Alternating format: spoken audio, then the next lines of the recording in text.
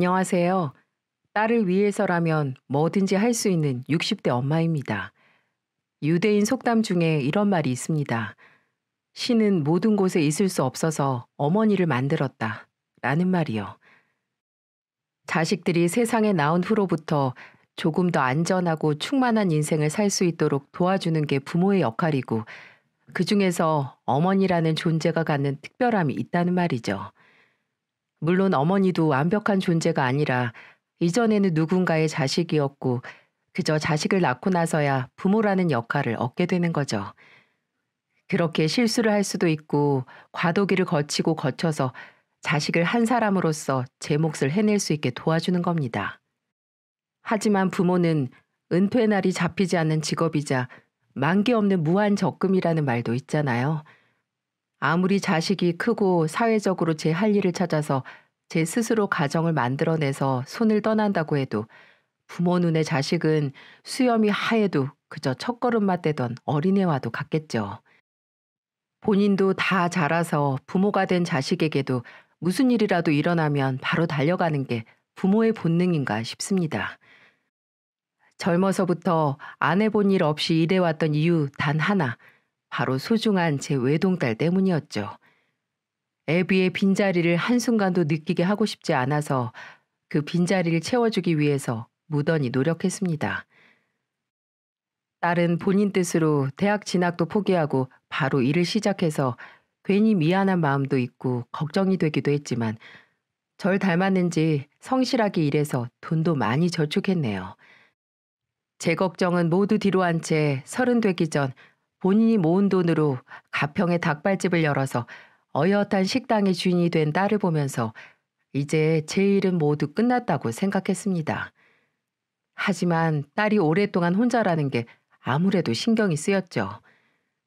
처음에는 엄마가 혼자 있으니 괜히 짝 만들기 싫은가 싶었는데 딸은 그저 일이 바쁘니 다른 곳에 눈 돌릴 틈이 없다고 하네요.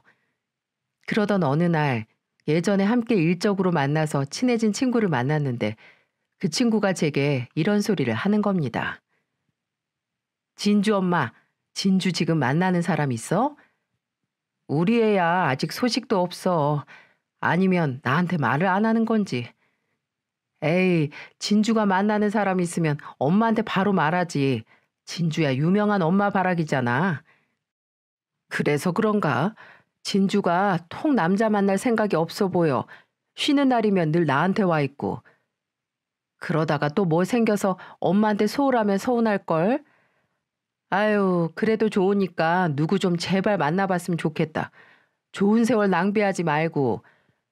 그럼 진주 엄마, 우리 아들은 어때? 진욱이? 진욱이가 혼자였어? 저번에 만나는 사람 있다고 하지 않았어? 아유, 언제적 얘기를 하고 있어. 벌써 헤어진 지 오래야. 우리 애도 가게 내고 휴일도 없이 일하느라고 그 후엔 누구 만날 틈도 없었지. 아, 낚시 가게 한다고 했지? 낚시 용품점. 낚시터도 같이 해. 그게 이제야 좀 시간 여유 생겼지. 우리 진욱이 만나봤잖아. 내 아들이지만 훤칠하니 괜찮았지. 그럼 진욱이 멀끔하지. 근데 진욱이가 몇 살이었지? 진주보다 아마 한 살 많지? 나이 차도 얼마 안 나고 괜찮지 않아? 아유, 나야 진주가 며느리 돼준다고 하면 땡큐고. 무슨 벌써부터 며느리야. 이 여사님 너무 앞서가시네요. 친구가 본인 아들과 제 딸을 엮어주자는 소리에 나쁠 것 없다는 생각이 들더라고요. 그도 그럴 것이 그 친구와 저는 서로 남편이 없는 걸 계기로 급속도로 친해진 10년지기 절친이었거든요. 그런 친구의 제안이고 그 아들도 괜찮은 청년이었어요. 잠깐 만나본 게 다지만 제 기억으로는 예의 바르고 깔끔한 인상이었죠. 저야 딸이 좋다고만 한다면 뭐든 괜찮았고요. 딸도 처음에는 저의 제안에 심드렁했습니다만 믿져야 본전이란 생각으로 소개 자리에 나갔네요. 그렇게 몇 번 만나는가 싶더니 웬걸 심드렁했던 모습은 온데간데 없고 늦게 시작한 연애가 무섭게 좋아 죽더라고요. 딸이 행복해하는 모습에 저까지 다 행복해졌습니다. 친구의 말이 씨가 된 건지 둘은 진지하게 만나기 시작했고 연애한 지 1년을 채워갈 때쯤 둘의 결혼은 거의 기정사실이 됐죠. 거의 날만 잡으면 바로 식을 올릴 기세였습니다. 친구는 당장 제 딸을 며느리 자리에 앉히고 싶어 했고, 저도 절친한 친구와 사돈 사이가 되는 것도 좋았고, 제 딸도 행복해하고, 무엇보다 사위가 정말 진국이었기 때문이었죠. 사위는 딸에게도 참 알뜰살뜰 잘했지만 제게도 정말 성실했어요. 결혼 올리기 전부터 장모님 대우를 극진히도 했네요. 꽤 단골이 많은 낚시 매장을 하는 사위는 늘 바빴는데 저와 딸을 위해서 시간을 만들곤 했어요. 한 번은 배를 빌려서 북한강 근교에 배 낚시를 나갔는데 혼자서 물고기도 잡고 손질까지 싹 다 해서 회랑 매운탕까지 풀코스로 대접받았어요. 장모님, 먼저 들어보세요. 바로 회친 거라서 사 먹는 거랑 맛이 다를 거예요. 어머, 정말 그러네. 너무 쫀득쫀득하고, 아유, 오늘 이 맛 못 잊을 것 같다. 다음에 또 와요. 생각날 때마다 제가 모실게요. 바쁜 사람을 어떻게 그렇게 불러내. 빈말이라도 고마워. 아니야, 엄마. 이 사람 빈말 아니에요.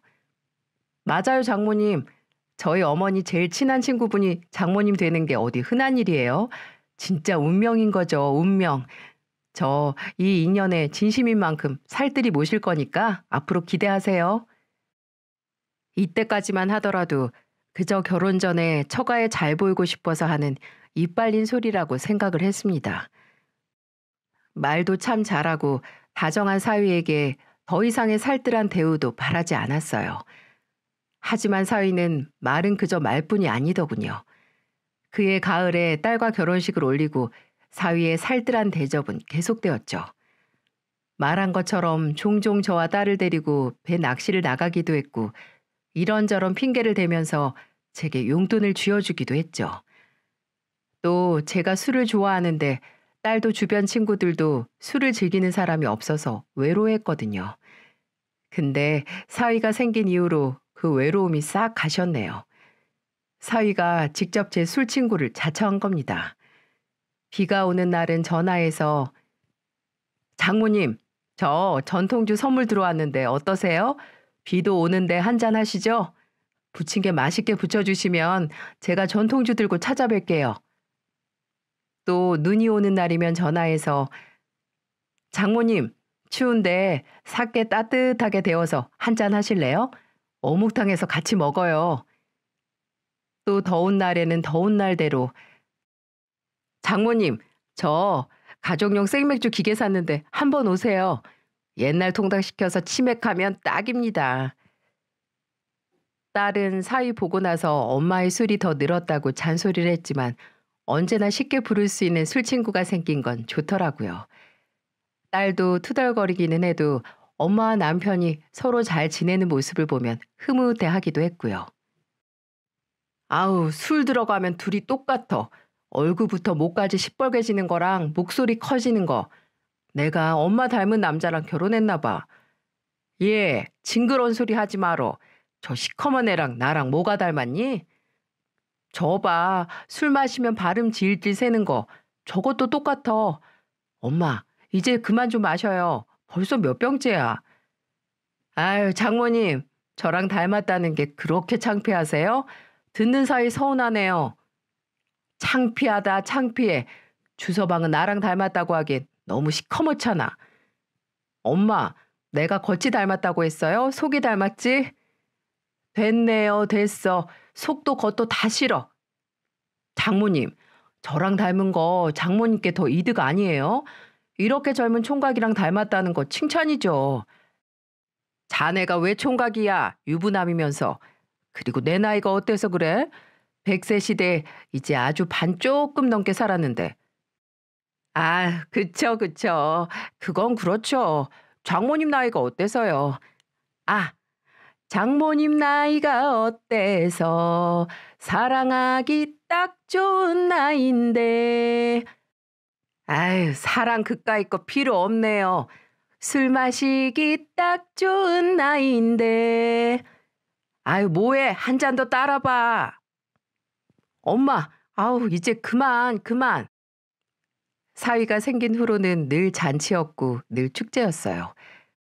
사위의 영향으로 늘 집안에 활기가 가득했네요.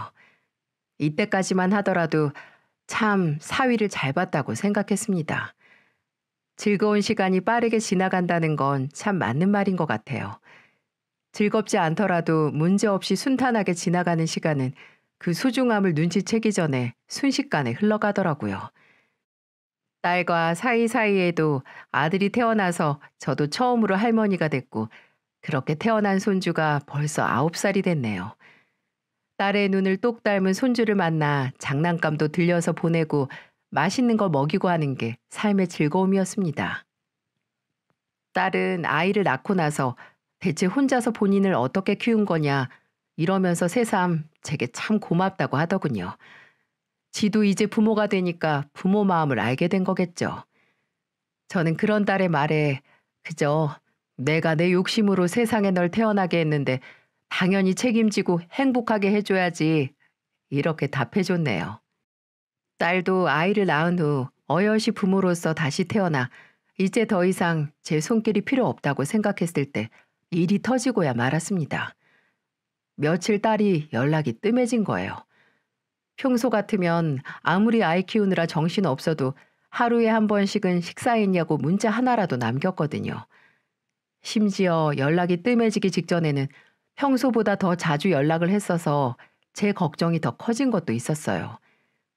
제가 전화를 해도 받지 않길래 걱정이 돼서 사위에게 전화를 해봤습니다. 주서방? 나야. 네, 장모님. 어쩐 일이세요? 아, 내가 진주랑 연락이 안 돼서 진주 요새 많이 바쁜가? 그 사람이요? 아, 바쁜 건 아니고요. 뭐야, 무슨 일 있는 거야? 아니요, 일이라기보단 그 사람이 장모님께 먼저 알리지 말라고 했는데. 말꼬리가 흐려지는 사위의 말에 가슴이 덜컥 내려앉았습니다. 혹시라도 뭐가 잘못된 건 아닌지 하고 다리가 후들거렸죠. 끝내 제게 모든 걸 다 터놓은 사위의 말을 듣고 저는 하던 일도 다 제쳐두고 바로 딸이 있는 집으로 갔어요. 불도저 마냥 쏜살같이 딸의 집에 오긴 왔지만 한참 문 앞에서 망설였어요. 마주하기 두려운 진실을 눈으로 확인할 용기가 나지 않은 거였겠죠. 바들바들 떨리는 손으로 초인종을 누르자 딸이 놀란 눈으로 저를 마중 나오더군요. 엄마, 어떻게 왔어요? 말도 없이. 나 이 시간에 집에 있는지는 또 어떻게 알고. 너 어떻게 엄마한테 한마디 말도 안 할 수가 있어. 엄마 무슨 말인데. 너 유방암이라는 말 나한테 언제 하려고 했어? 그렇습니다. 사위는 전화로 캐묻는 제게 딸이 병원에서 유방암 진단을 받았다는 얘기를 해준 거예요. 딸은 부들부들 떨면서 간신히 울음을 삼키고 말하는 제 얼굴을 보고는 사색이 되더니 눈을 질끈 감았다가 뜨더군요. 엄마, 걱정할 거 없어요. 아직 조직 검사 안 했는데 의사가 걱정할 만한 수준은 아닐 것 같다고 초기 같다고 했어. 다음 주에 대학병원 조직 검사 예약 잡아놨어요. 미안해, 엄마. 조직 검사 결과 나오고 나서 엄마한테 말하려고 했어. 어떻게 이걸 남의 입을 통해서 알게 해? 에휴, 빨리 알아봤자 뭐해요. 엄마 걱정할 날만 늘어나지. 어차피 결과 뻔한데 뭐. 그렇다고 혼자 그걸 다 감당하려고? 너 혼자 소갈이 하면 엄마 마음은 편할 것 같아? 미안해, 엄마. 진짜 네가 미안할 게 어딨어. 혼자서 얼마나 무서웠어, 어? 엄마, 내가 왜 혼자야. 주서방도 있고 우리 정우도 있는데. 남편이랑 아들이 엄마만큼 의지가 돼? 그래도 이 엄마한테 먼저 말했어야지. 맞아. 난 엄마가 최고지. 엄마밖에 없지. 아픈 거 다 숨기고 그저 제 앞에서 웃는 딸을 보면서 속으로 눈물을 삼켰습니다. 제가 딸 앞에서 무너지는 모습을 보일 수 없죠. 딸 앞에서만큼은 무슨 일이 있든 무슨 소식을 듣든 그저 흔들리지 않고 의지할 수 있는 모습을 보여줘야 했습니다. 검사 날이 언제야? 엄마하고 같이 가자. 아니야, 엄마 나 혼자 갈 수 있어. 그것보다 그날 집에 좀 와줄 수 있어요? 정우가 이제 방학이라서 집에 있는데 밥 좀 챙겨줄 사람이 없어서. 주서방은, 아유, 그 사람이야 뭐 점심 먹고 나가긴 하는데 빨리 나갈 때도 있어요. 일이 바쁘잖아. 그럼 내가 와서 챙길게. 근데 정말 엄마가 같이 안 가도 되겠어? 아유, 진짜 괜찮다니까요. 우리 걱정 좀 미리 하지 말아요. 그래, 괜찮을 거야. 그럼 괜찮지. 우리 딸 괜찮을 거야. 엄마 밥은 먹었어요? 밥 먹기 전이면 나랑 같이 먹어요. 국수 어때? 집에 김치 맛있게 익어서 김치말이 국수 해 먹으면 좋을 것 같은데. 애써 제 앞에서 불안감을 내색하지 않는 모습에 저 또한 호들갑을 떨지 않았어요. 불안한 사람 옆에서 계속 걱정만 하면 오히려 더 불안해지기만 하니까요. 일단 검사 결과가 나올 때까지 제가 해줄 수 있는 걸 했죠. 지인에게 연락해서 딸 식당에 인력 보충해줄 사람을 구했고 딸이 병원에 가 있는 동안 손주를 봐주는 것 같은 거 말이죠. 하지만 아무리 걱정되는 내색을 안 한다고 해도 몸은 좀처럼 따라주지 않았어요. 검사 받으러 간다는 날 꼭두 새벽부터 딸의 집으로 갔네요. 사위와 손주는 아직 자고 있었고 딸만 병원에 갈 준비를 하고 있었어요. 끝까지 제게 웃는 얼굴만 보여주는 딸을 배웅해주고 저는 집안 정리를 하고 손주가 먹을 밥을 준비했네요. 어? 장모님, 이렇게 일찍 오셨어요? 이제 일어났나? 아무래도 내가 걱정이 돼서 병원 가기 전에 얼굴 한번 봐야 할 것 같아서. 아, 저도 일찍 일어나서 병원까지 데려다 주려고 했는데 그 사람이 좀처럼 말을 안 듣네요. 한사코 거절하고. 애가 뭐든 혼자서 하는 게 버릇이 돼서 그래. 가서 정우나 깨우게나. 자네도 밥 먹고 나가야지. 그렇게 제가 해준 밥 먹고 사위는 출근하고 손주와 집에 둘이 남게 되었어요. 뭘 해도 계속 딸 생각만 나더라고요. 설거지를 하면서도 지금 무슨 검사를 하고 있을까, 아프지는 않을까 하는 걱정에 속만 답답해졌습니다. 애써 그런 생각을 안 하려고 더 바쁘게 움직였죠. 정우야, 정우 간식은 안 먹을래? 냉장고에 롤케이크 있네. 지금 안 먹을래요. 지 애미가 아픈 걸 아는 건지 손주도 어째 힘이 없어 보이는 게 아니겠어요? 거실 소파에 앉아서 그저 스마트폰만 들여다보길래 가서 뭐 하나 들여다봤습니다. 정우도 요즘 핸드폰만 해? 핸드폰 많이 하면 눈 나빠져. 오래 안 해요. 숙제하면서 동영상 찾아볼 때만 가끔 봐요. 지금은 뭐 하는데? 할머니, 암은 마음이 아프면 걸리는 병인 거 아세요? 어? 마음? 그렇지. 모든 병이 다 마음 먹기에 달린 건 맞는데 또 아니기도 해. 유전이 제일 무서운 거야. 유전이요? 그래. 핏줄이라서 물려받을 수 있는 병력이 있거든. 가족력이라고 하는데 그럴 경우에는 그 병에 걸릴 가능성이 다른 사람들보다 좀 더 높아지는 거야. 그럼 엄마도 가족력이 있어서 암에 걸린 거예요? 정우야, 너 엄마가 암이라는 거 어디서 들었니? 엄마가 아빠랑 하는 말 들었어요. 그래. 아, 그래서 알고 있는 거구나. 근데 이 할미가 알기로는 가까운 가족들 중에 암이 있는 사람은 없었어. 그럼 엄마는 가족력 때문에 암에 걸린 건 아닌 거네요? 정우야, 걱정하지 마. 요새는 기술도 좋고 또 약도 좋은 게 많아서 병원에서 치료만 잘 받으면 다 나을 수 있으니까. 알았지? 그러니까 할미랑 정우랑 같이 엄마가 나을 때까지 옆에서 보살펴 주자. 저 엄마가 왜 암에 걸렸는지 알아요. 어? 그건 또 무슨 소리야? 엄마는 마음이 아파서 암에 걸린 거예요. 엄마가 마음이 왜 아픈데? 정우 엄마한테 뭐 들은 거라도 있어? 이게 무슨 소리인지 손주가 뜬금없는 소리를 울먹거리면서 하는 게 아니겠어요? 핸드폰으로 뭘 보고 하는 소리인지 했는데 어린 손주 얼굴이 어딘가 어둡고 진지했기에 그냥 흘리고 넘어갈 수가 없더군요. 저는 조심스럽게 손주에게 물었고 손주는 뒷골이 울릴 정도로 충격적인 사실을 제게 알렸죠. 엄마, 아빠 때문에 암에 걸린 거예요. 아빠가 엄마를 아프게 해서.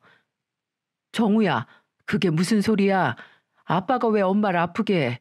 아빠가 무슨 짓을 했는데? 엄마랑 아빠 매일 싸워요. 엄마는 매일 울고 아빠는 매일 신경질 내고 소리 지르고 이제 저랑도 놀아주지 않아요. 아침에 나가면 저녁에 들어오고 아니면 아예 안 들어올 때도 많아요. 아니, 엄마랑 아빠가 왜 싸우는데 아빠가 외박하고 늦게 들어와서 그래? 아니에요. 아빠, 할머니, 아빠가 다른 아줌마를 만난대요. 엄마 말고 다른 사람이요. 9살 손주의 입에서 상상치도 못한 폭로가 쏟아져 나왔어요.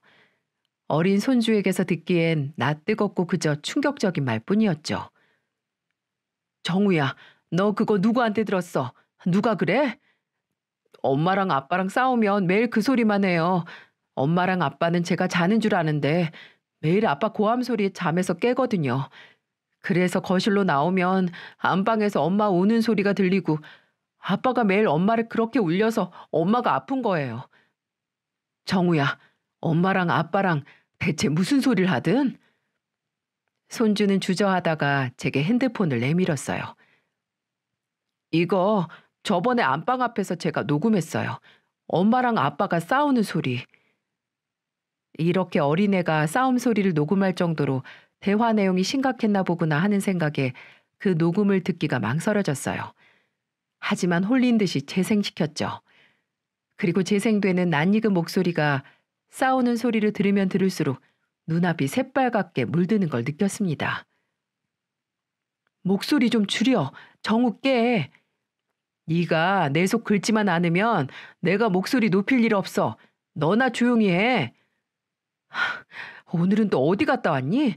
또 그 여자 만나고 왔어? 알면서 뭘 물어? 허구한 날 묻는 거 지겹지도 않냐? 정말 이럴 거야? 제발 좀 그만하라니까? 언제까지 이럴 건데? 정말 헤어지자는 거야? 그래, 네가 이혼해 줄 때까지 이럴 거다. 이런 걸 보기 싫으면 이혼해. 나도 마음 놓고 재혼이나 하게. 진짜 돌았구나. 본능에 눈이 멀어서 완전히 맛이 갔어. 그 여자 하나 때문에 당신 아내랑 자식 다 버린다고?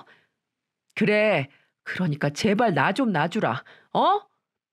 당신 정말 정우 생각은 눈꼽만큼도 안 해? 어떻게 이래? 나는 그렇다고 쳐. 근데 정우가 무슨 죄야? 정우도 부모가 이렇게 지지고 볶는 걸 원하진 않을걸? 그냥 갈라서는 게 평화롭게 끝나는 거야. 내가 누구 좋으라고 이혼을 해줘? 당신이랑 그 여자랑 눈치 안 보고 행복하게 살라고? 어림도 없어. 먼저 바람난 놈은 이혼 요구할 권리도 없는 거야. 뭐? 놈? 너 지금 말 다 했냐? 뭐 하는 거야? 그거 당장 놔! 아!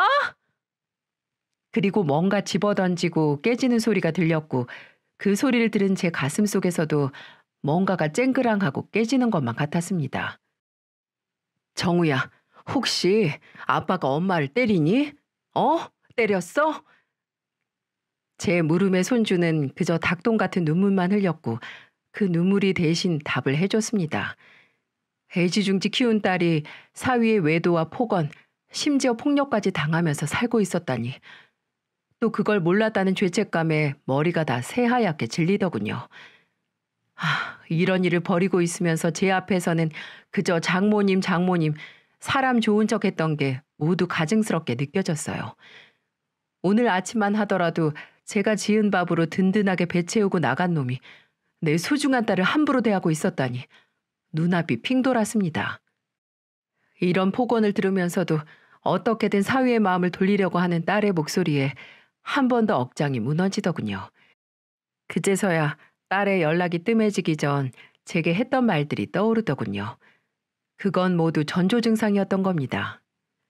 그때 딸은 종종 새벽마다 제게 전화를 하곤 했어요.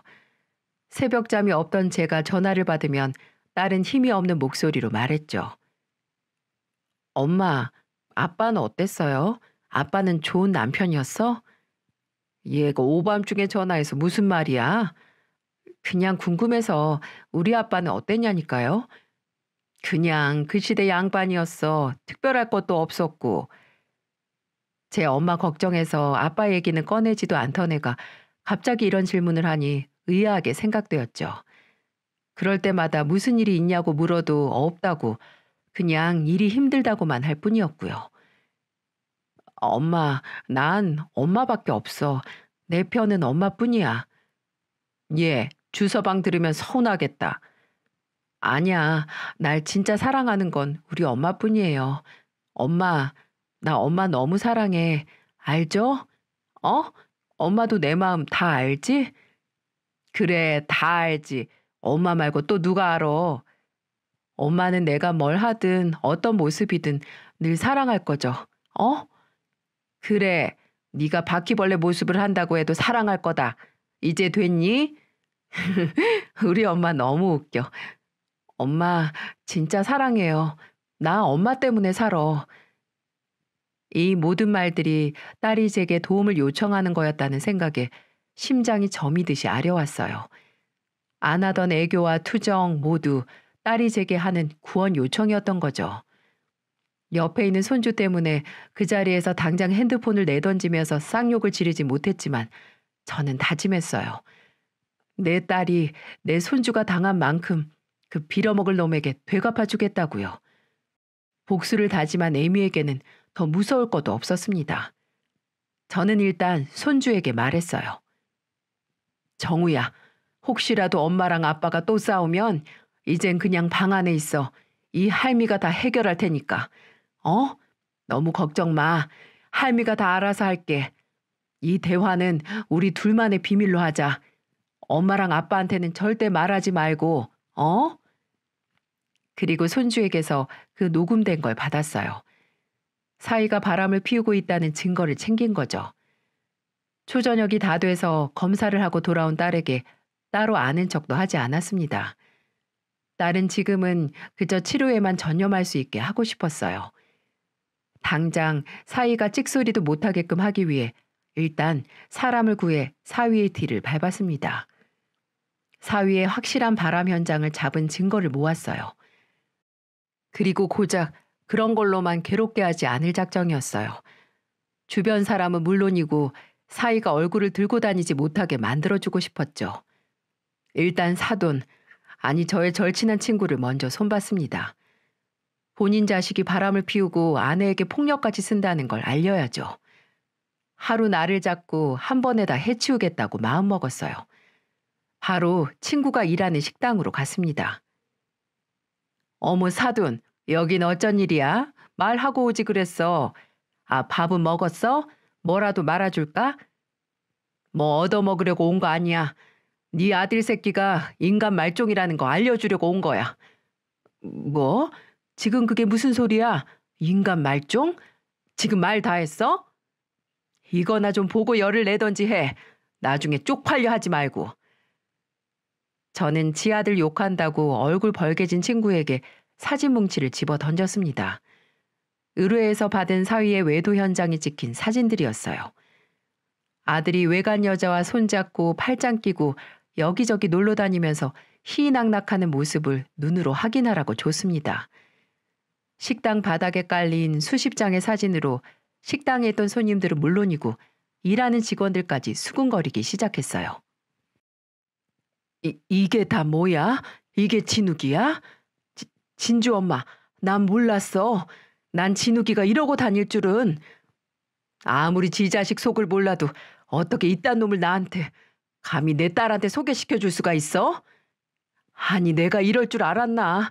내가 뭘 어떻게 알고. 바람둥이는 뼈에 새기고 세상에 나온다는 소리가 있어. 아무리 자식을 몰라도 그렇지. 자식 새끼 본질도 꿰뚫어 보지 못한 게 자네 죄야, 죄. 진주 엄마, 내가 진욱이 만나서 잘 말해볼게, 내가. 우리 안지가 이제 20년이야, 20년. 내가 정말 우리 인연을 생각해서라도 참고 또 참고 싶어도 내 딸 일이니까 도저히 그냥 넘어갈 수가 없어. 나 네 아들놈이 제발 살려달라고 싹싹 빌 때까지 되갚아줄 생각이니까 그렇게 알아. 진주 엄마, 진주 엄마. 죄인 마냥 잡지는 못하고 그저 애절하게 저를 부르는 친구의 목소리를 무시하고는 저는 곧바로 다음 순서로 넘어갔어요. 친한 동네 지인들과 시장에서 함께 동거동락하고 일하던 사람들을 총동원해서 사위의 낚시터 앞으로 모였죠. 모두 오래된 친구들이라서 진주가 학생 때부터 알고 지낸 사이였습니다. 그래서 모두 본인들의 자식 일처럼 나서주었어요. 솔직히 이때 우습게도 허투루 산 게 아니라는 생각이 들더군요. 진주 엄마, 왔어. 우리 대장님 오셨네. 여기, 우리 팻말 다 챙겨왔어. 가구정 김씨가 트럭에 현수막도 걸어서 왔고. 여기서 하면 되나? 더 가까이 안 가도 되겠어? 자자, 다들 한 개씩 들어. 확성기 가져온 사람 누구야? 여기다가 설치해. 근데 이거 언제까지 하는 거야? 경찰들 올 때까진 해야지. 아휴, 다들 정말 고마워. 그리고 미안해. 내가 이 은혜는 절대로 안 잊을게. 아유, 됐어. 우리 사이에 무슨. 우리가 진주를 하루 이틀 봤나? 진주 초등학생 때부터 봤는데. 그래, 진주 엄마. 미안해할 필요 없어. 진주 우리 딸이나 마찬가지야. 그 어린 게 매일 시장에 와서 인사하고 다니는 게 엊그제 같은데. 저와 도움을 주러 온 지인들은 사위의 낚시터 앞에서 농성을 하기 시작했어요. 사위의 이중성을 알리는 팻말을 들고 사위가 가정을 버리고 폭력까지 쓰는 인간 쓰레기라는 현수막 앞에서 사위를 사회적으로 매장시켜야 한다는 구호를 외쳤네요. 참나, 시위가 시작되자마자 가게 안에 있던 사위가 튀어나오더군요. 사위는 저를 발견하더니 단숨에 다가왔습니다. 장모님, 지금 이게 다 뭐 하는 짓이세요? 저 죽는 걸 보려고 이러시는 거예요? 죽는 소리 하지 마, 이놈아. 그러는 너는 내 딸 죽이려고 바람 피우고 손찌검했니? 그래도 그렇지. 이건 너무하시잖아요. 저 당장 경찰 부르고 명예훼손으로 고소하기 전에 철수시키세요, 당장. 안 하면 어떻게 할래? 나도 때리려고? 해라, 해. 여기 증인들도 많은데 암 걸린 아내도 때리고 장모님도 때리고 아주 나락으로 떨어져 봐라. 사위는 그저 부들부들 떨기만 하면서 어찌할 바를 모르더군요. 그래도 장모라고 그날 경찰에 신고는 하지 않았습니다. 그저 저와 지인들 때문에 공쳤다고 생각을 하는지 낚시터 문을 일찍 닫더군요. 그도 그럴 것이 불륜 폭로하는 시위대를 보고 낚시터를 찾아왔던 손님들 여럿이 발길을 돌려 돌아갔거든요.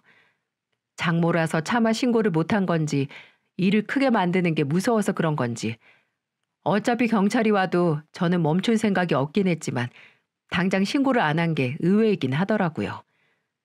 첫날 그렇게 시위를 마치고 집으로 돌아오니까 화가 난 모습의 딸이 저를 기다리고 있더군요. 예상은 했지만 딸이 이렇게 화를 내리라고는 상상하지 못하기는 했어요. 엄마 대체 뭐하고 다니는 거예요? 미쳤어? 그 사람 가게로 가서 시위를 해? 엄마, 내가 창피할 거라는 생각은 안 했어? 창피한 거 그거 한순간이야. 그리고 처도 자식도 배신한 놈이 창피해야지. 네가 왜 창피해? 엄마, 시어머니한테도 갔었다면서요. 대체 왜 일을 이렇게 크게 만들어? 크게 만들 일이라서 크게 만든 거야. 너 창피할 필요 없어. 누구보다 당당해져야 하는 게 너야, 너. 넌 정우 생각해서라도 그 새끼 앞에서 당당해야 한다고. 그렇다고 일을 이렇게 크게 벌려요? 아니, 그 사람이 진짜 엄마 명예훼손으로 고소하면 어떻게 하려고 그래요? 할 테면 하라고 해. 나 무서울 거 없다. 내 자식이, 내 새끼가 그런 모욕을 당하는데 가만히 있을 부모가 어딨어? 고소당해서 감옥에 갇힌다고 해도 난 내 새끼가 받은 것보다 몇 배로 갚아줄 거야. 엄마, 너는 그냥 병원만 다니고 정우만 돌봐. 엄마가 나머진 다 알아서 할 거야. 내 새끼 때린 놈 가만히 안 둬. 진주야, 사람 고쳐 쓰는 거 아니다. 망가진 인간 고친다고 끼고 살 필요 없어. 너만 상처받아, 너만. 망가진 건 그냥 쓰레기고 버리는 거야. 알아들어?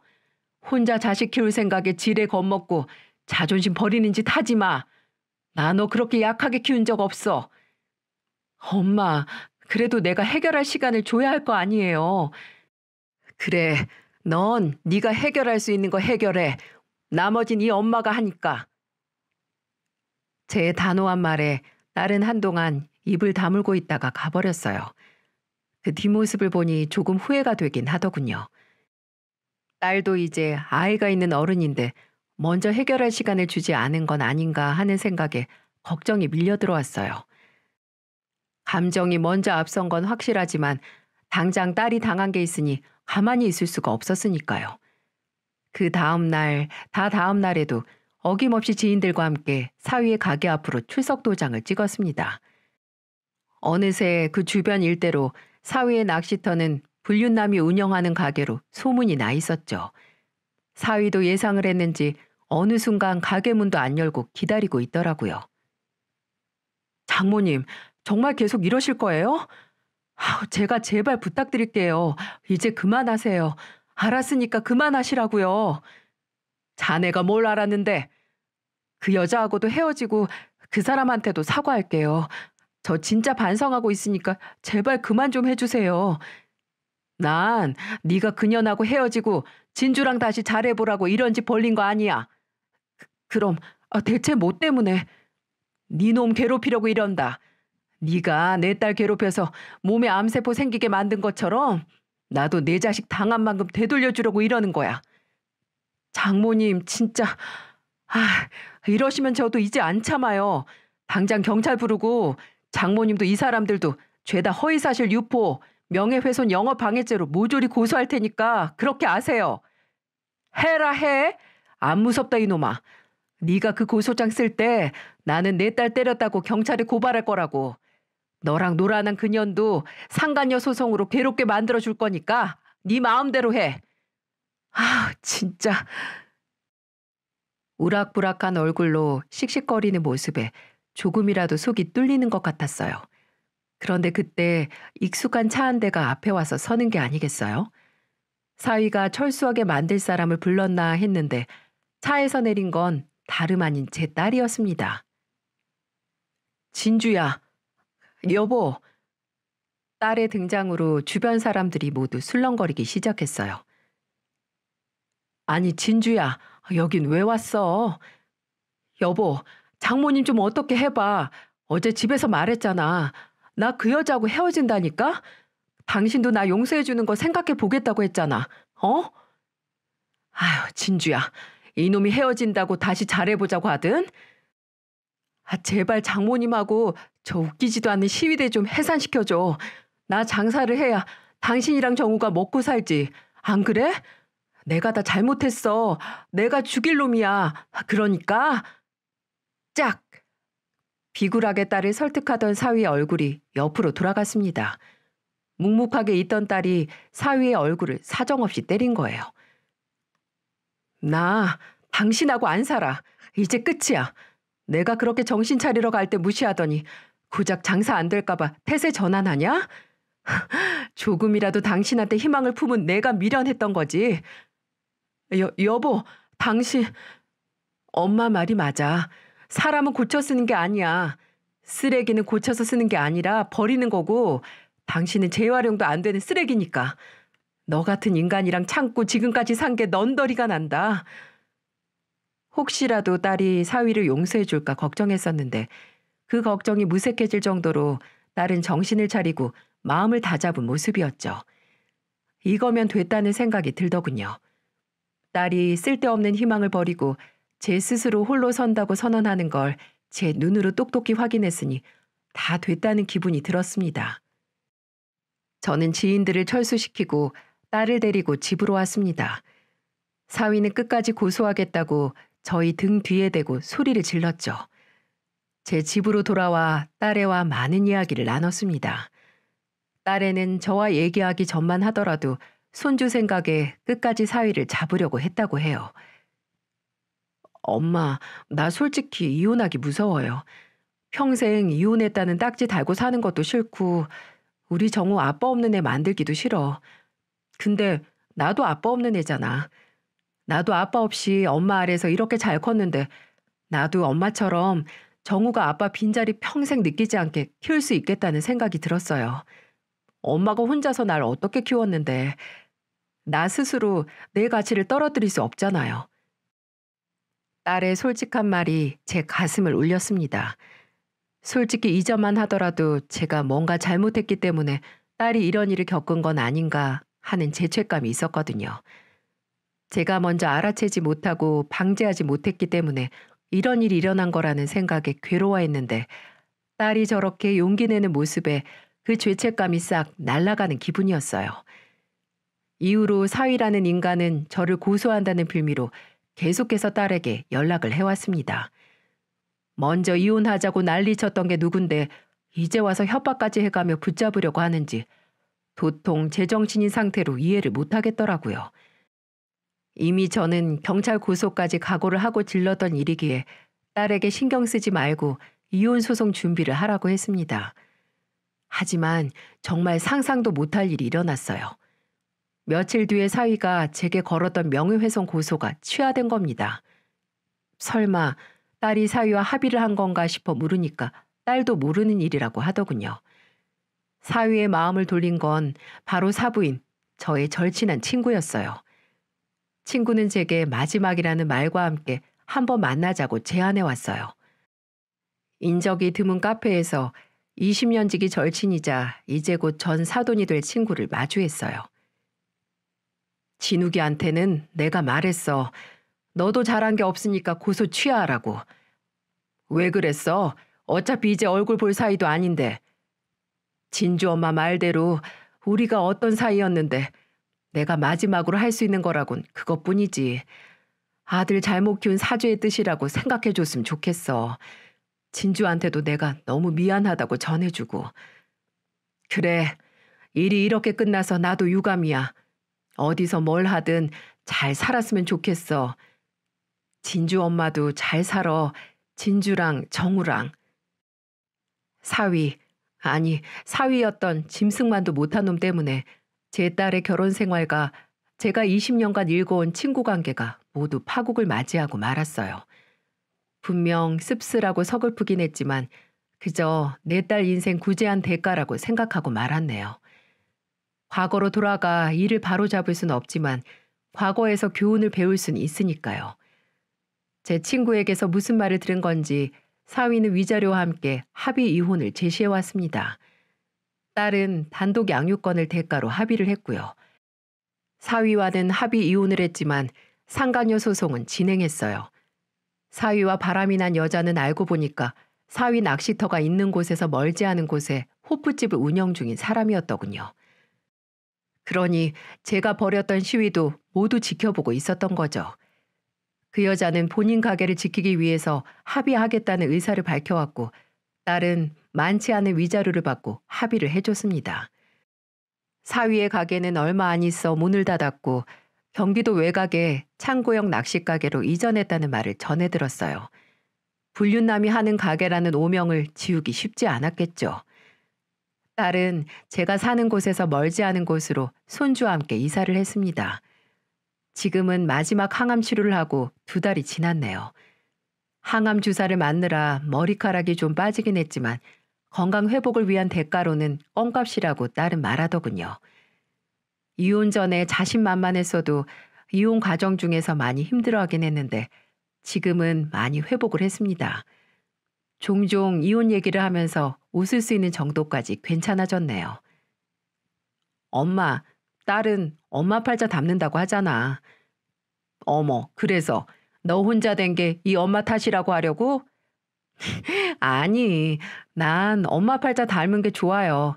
엄마처럼 내실이 단단해지긴 어려워도 그래도 엄마 닮아서 내가 이 정도까지 온 것 같아. 엄마 팔자 닮아서 잘 사는 거지. 아직도 혼자가 된 딸을 보면 가슴이 아려오긴 합니다. 물론 혼자가 된 게 죄도 아니고 흠도 아니지만 그냥 제게는 말 안 하고 혼자 외로워하진 않을까 이런 걱정이 들곤 하네요. 부모라는 자리는 정말 새삼 힘든 자리라는 걸 매분 매초 체험하고 있어요. 명확한 답이 있는 것도 아니고 정도가 정해진 것도 아니고 내 속으로 낳았지만 도통 알 수 없는 자식을 바라보며 사는 게 여간 쉬운 일이 아니네요.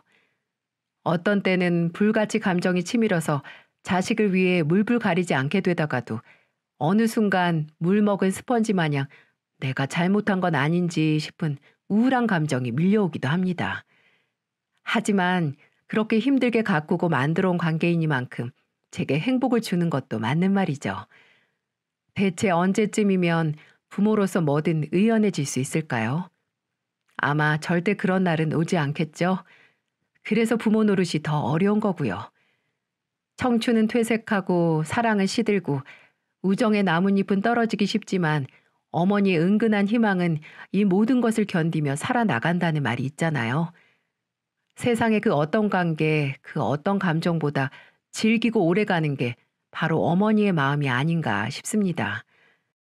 주저리 주저리 긴 이야기 들어주신 분들께 감사의 말씀을 전합니다. 앞으로 어떤 역경이 오든 내 부모를 생각하고 내 자식을 생각하면서 이겨내시길 바랄게요. 감사합니다.